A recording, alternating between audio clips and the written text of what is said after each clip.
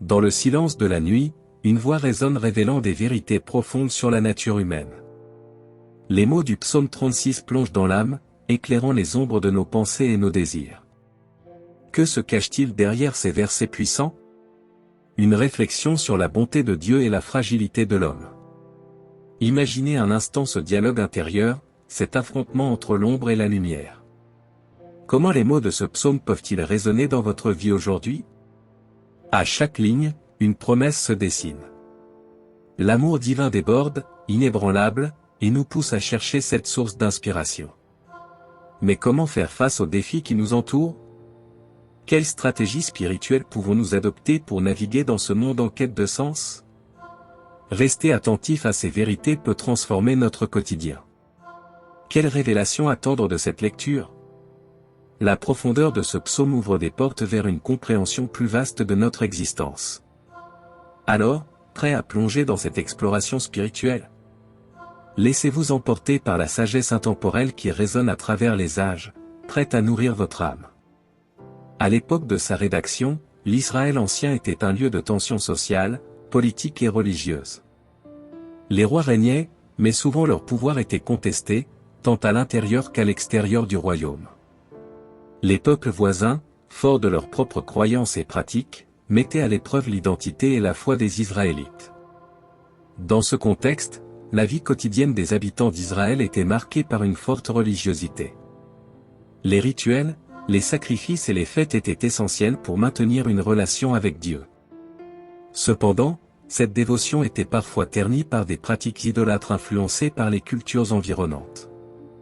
Les prophètes de l'époque mettaient souvent en garde contre ces dérives, exhortant les gens à revenir à l'adoration du Dieu unique.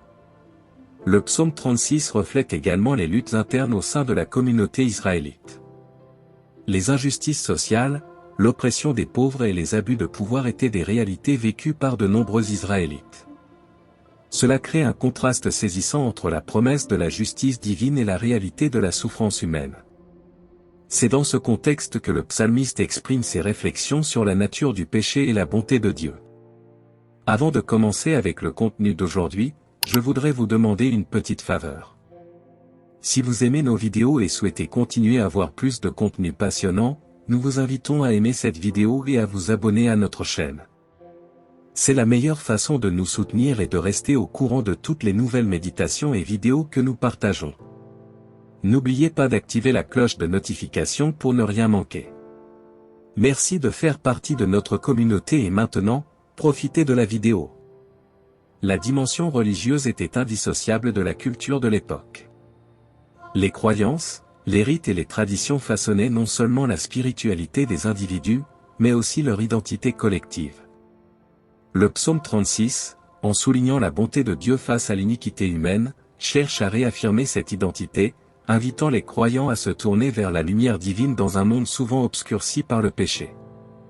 Enfin, le contexte historique et culturel du psaume 36 nous aide à comprendre pourquoi ces thèmes sont si puissants.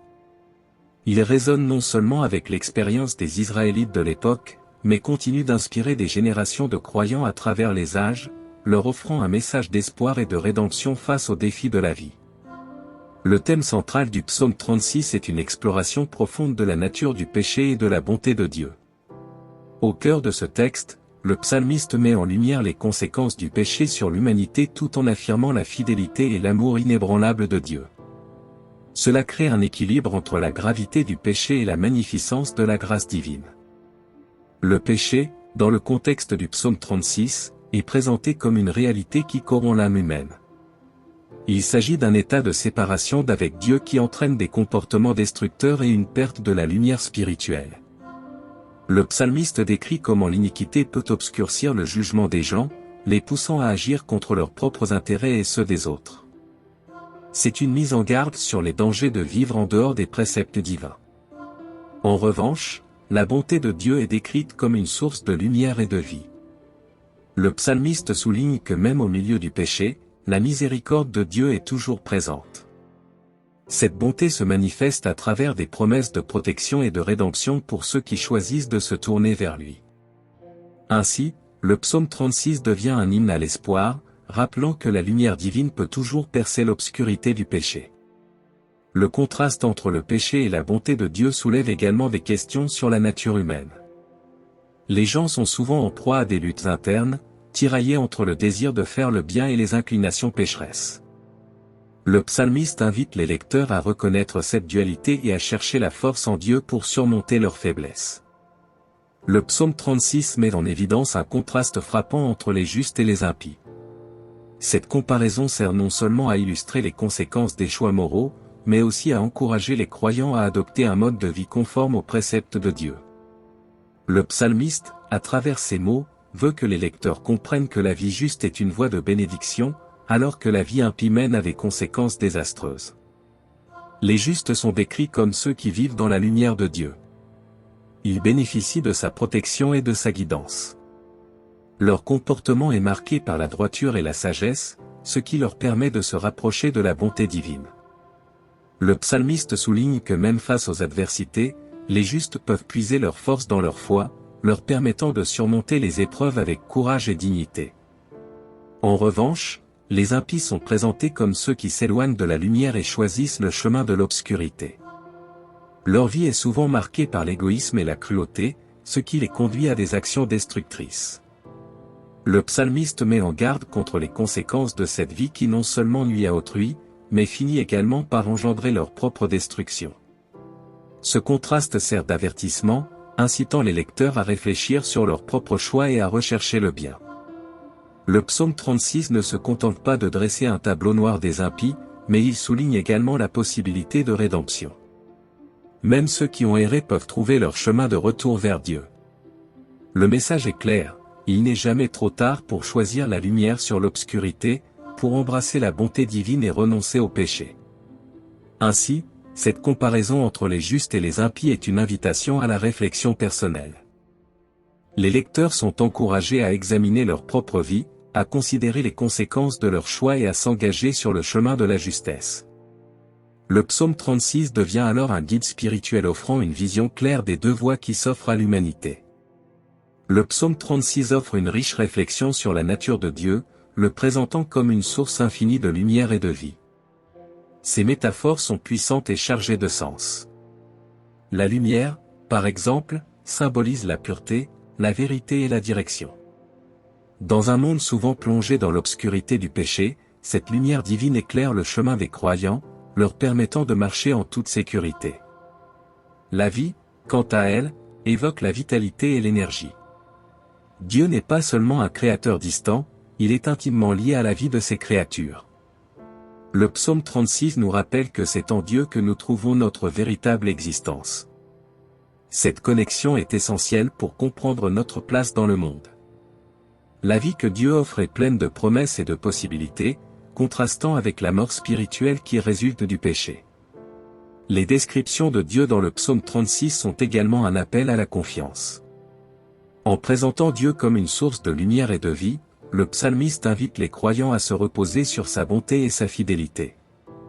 Cela signifie que peu importe les circonstances, Dieu est toujours là pour guider et soutenir ceux qui cherchent refuge en lui. Cette assurance est cruciale pour traverser les tempêtes de la vie.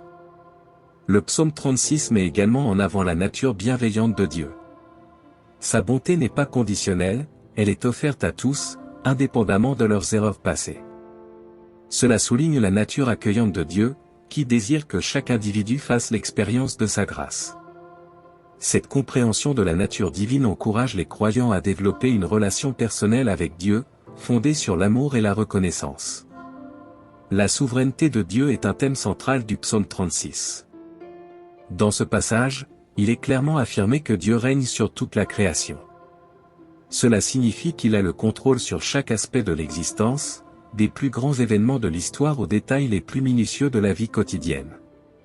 Cette souveraineté est une source de réconfort pour les croyants. Ils peuvent être assurés que, peu importe les circonstances, Dieu est au commandement et a un plan pour le monde. De plus, la souveraineté de Dieu implique également qu'il est le juge suprême. Dans le psaume 36, il est question de la distinction entre les justes et les méchants. Dieu, en tant que juge, observe les actions humaines et rend des jugements justes.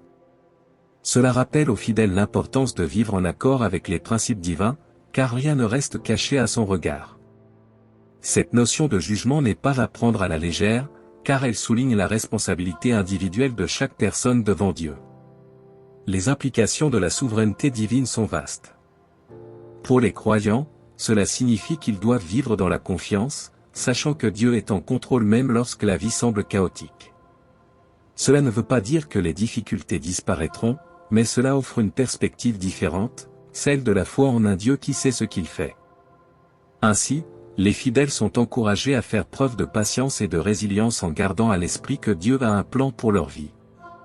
En outre, cette souveraineté engendre également un sentiment d'humilité. Reconnaître que Dieu est souverain sur tout nous rappelle que nous ne sommes pas les maîtres de notre destin. Cela nous pousse à chercher sa volonté dans nos décisions quotidiennes et à dépendre de lui pour la direction. Ce rapport de dépendance est essentiel dans la relation entre le croyant et Dieu. La miséricorde divine est un autre aspect fondamental du psaume 36.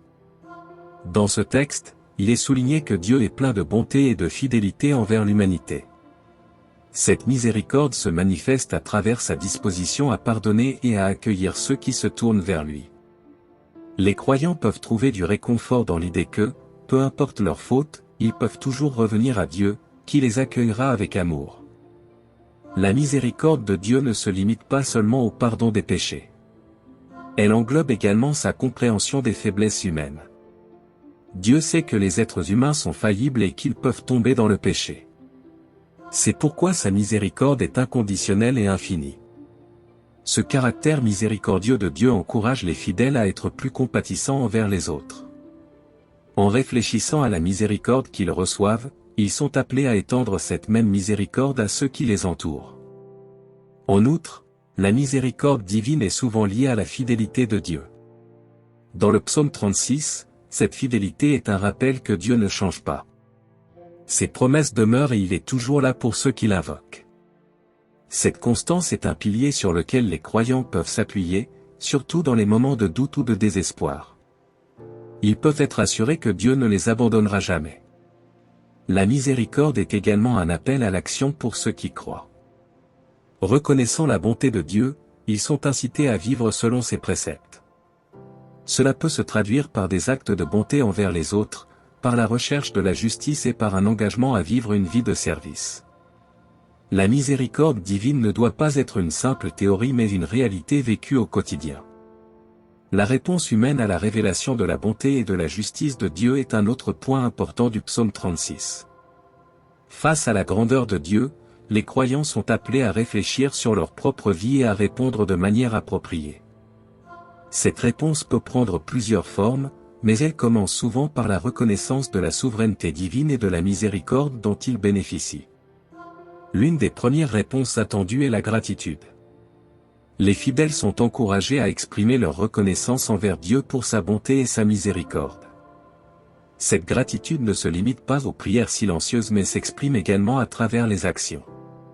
En vivant une vie qui honore Dieu, les croyants témoignent de leur gratitude pour tout ce qu'il a fait pour eux. Cela peut inclure des actes de service envers les autres et un engagement à vivre selon les enseignements divins. Une autre réponse essentielle est la repentance. Reconnaître les péchés et les faiblesses personnelles est une étape cruciale dans la relation avec Dieu. Le psaume 36 invite les croyants à se tourner vers Dieu avec un cœur contrit, cherchant son pardon. Cette repentance ouvre la voie à une transformation personnelle, permettant aux fidèles de grandir dans leur foi et de se rapprocher de Dieu. La confiance est également une réponse clé. Face aux incertitudes de la vie, les croyants sont appelés à faire confiance à la sagesse et à la direction de Dieu. Cela implique de remettre leurs inquiétudes entre ses mains et de croire que, même dans les moments difficiles, Dieu a un plan. Cette confiance se manifeste par une paix intérieure qui dépasse les circonstances extérieures. Enfin, la réponse humaine inclut l'engagement à vivre selon les valeurs de Dieu. Les croyants sont appelés à être des témoins de sa bonté dans le monde. Cela signifie vivre de manière éthique, faire preuve de compassion et rechercher la justice.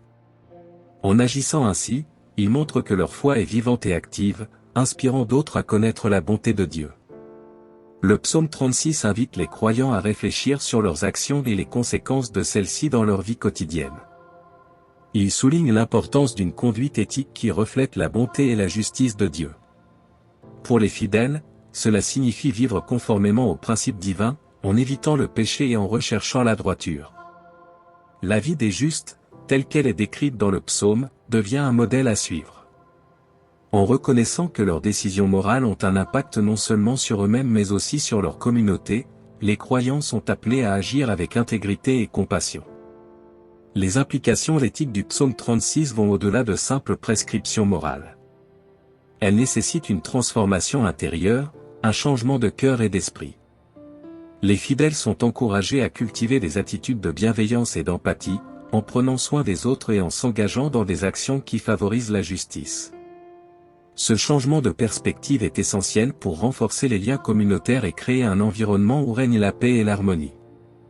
De plus, le psaume 36 met en avant la notion de responsabilité individuelle. Chaque personne est responsable de ses choix et de leurs retombées. En prenant conscience de cette responsabilité, les fidèles sont incités à réfléchir sur la manière dont leurs actions peuvent influencer le bien-être collectif. Ce message résonne particulièrement dans un monde où les injustices et les inégalités sont souvent présentes. En adoptant une approche éthique inspirée par le psaume, chacun peut contribuer à un changement positif. Les implications éthiques du psaume 36 ne se limitent pas aux aspects personnels de la vie. Elles s'étendent également aux sphères sociales et politiques. Les croyants sont appelés à se positionner contre l'injustice, à défendre les opprimés et à promouvoir des pratiques équitables au sein de leur communauté. Cela peut se manifester par l'engagement dans des actions sociales, la défense des droits de l'homme et la participation à des initiatives visant à améliorer la vie des plus vulnérables. Le psaume 36 a trouvé sa place dans de nombreux contextes liturgiques et dévotionnels au fil des siècles. Son message puissant et réconfortant en fait un texte adapté pour les cultes et les prières. Dans les services religieux, il est souvent lu ou chanté pour rappeler aux fidèles la bonté de Dieu et l'importance de vivre selon ses préceptes. Cette utilisation renforce les liens entre les membres de la communauté et les aide à se recentrer sur leur foi. En plus de son utilisation dans les cultes, le psaume 36 est également un texte précieux pour la dévotion personnelle. Les croyants peuvent le méditer dans le cadre de leur prière quotidienne, cherchant à comprendre plus profondément la nature de Dieu et leur propre relation avec lui. La répétition de ces versets peut apporter un sentiment de paix et de consolation, surtout dans les moments de difficulté. Par cette pratique, les fidèles sont encouragés à se nourrir spirituellement et à renforcer leur engagement envers une vie en accord avec les valeurs divines. L'histoire montre que le psaume 36 a été intégré dans diverses traditions religieuses, chacune l'interprétant à sa manière. Dans le judaïsme, par exemple, il est souvent inclus dans les prières du matin et lors des célébrations spéciales. Pour les chrétiens, il est fréquemment utilisé dans les offices dominicaux et lors des moments de réflexion spirituelle. Cette diversité d'usages témoigne de la richesse et de la pertinence continue du texte à travers les âges. De plus, le psaume 36 est parfois associé à des rituels de repentance et de renouvellement spirituel. Les fidèles peuvent le lire pour se rappeler de la miséricorde de Dieu et de sa capacité à pardonner, ce qui est particulièrement significatif lors de périodes de réflexion comme le carême. Ce retour à la bonté divine devient alors une source d'espoir et de motivation pour vivre une vie plus juste et plus aimante. Le psaume 36 a suscité de nombreuses interprétations théologiques au sein des différentes traditions religieuses. Chaque tradition apporte sa propre perspective, enrichissant ainsi la compréhension du texte. Dans le judaïsme, par exemple, le psaume est souvent vu comme une réflexion sur la nature de Dieu et la responsabilité humaine. Les rabbins soulignent la bonté de Dieu et l'importance de vivre selon ses préceptes, en mettant l'accent sur la relation entre le peuple et le Créateur. Du côté chrétien, le psaume 36 est fréquemment interprété à la lumière de la grâce et de la rédemption. Les théologiens chrétiens voient en Dieu non seulement une source de lumière et de vie, mais aussi un sauveur qui offre la miséricorde à ceux qui se tournent vers lui. Cette compréhension place le psaume dans un contexte plus large de la théologie chrétienne, où la bonté de Dieu est centrale et où chaque croyant est invité à répondre à cet amour par une vie de foi. Certaines interprétations contemporaines mettent en avant la dimension sociale et éthique du psaume 36. Des théologiens libéraux, par exemple, insistent sur l'importance de la justice sociale, en soulignant que la bonté de Dieu doit se manifester à travers des actions concrètes en faveur des opprimés et des marginalisés. Cette approche résonne particulièrement dans les contextes de lutte pour les droits de l'homme et l'égalité. Les interprétations féministes du psaume 36 offrent également une perspective unique. Elles soulignent que la bonté de Dieu est accessible à tous, indépendamment du genre ou de la condition sociale. Dans ce sens, le psaume devient un appel à la justice et à l'égalité, encourageant les femmes à revendiquer leur place dans la communauté de foi et à se battre pour leurs droits. Enfin, le dialogue interreligieux a également enrichi les interprétations du psaume 36. Les échanges entre les traditions chrétiennes et juives, par exemple, mettent en lumière des points communs dans la compréhension de la bonté de Dieu et de l'importance de la vie éthique. Ce partage d'idées permet d'approfondir les liens entre les différentes croyances et d'enrichir la spiritualité de chacun. Alors, en conclusion, le psaume 36 nous rappelle la profondeur de l'amour et de la bonté de Dieu. Il nous invite à plonger dans cette source infinie de lumière et de vérité. Imaginez un instant, quel impact cela aurait sur votre vie si vous adoptiez cette perspective chaque jour? Réfléchissez à cela, quand avez-vous ressenti pour la dernière fois cette paix profonde que seule la présence de Dieu peut apporter? Chaque jour est une nouvelle occasion de découvrir cette grâce. Peut-être pourriez-vous prendre un moment aujourd'hui pour prier et méditer sur ces versets puissants. N'oubliez pas que même dans les moments d'incertitude, la bonté de Dieu est toujours présente, comme un phare dans la nuit. Quelles promesses pouvez-vous saisir dans votre vie, inspirées par ce psaume? Écrivez-les, partagez-les avec d'autres et laissez-les transformer votre quotidien. Avant de partir, pensez à une action simple que vous pouvez entreprendre pour vivre cette vérité. Qu'il s'agisse d'un acte de bonté ou d'une prière pour quelqu'un, chaque geste compte.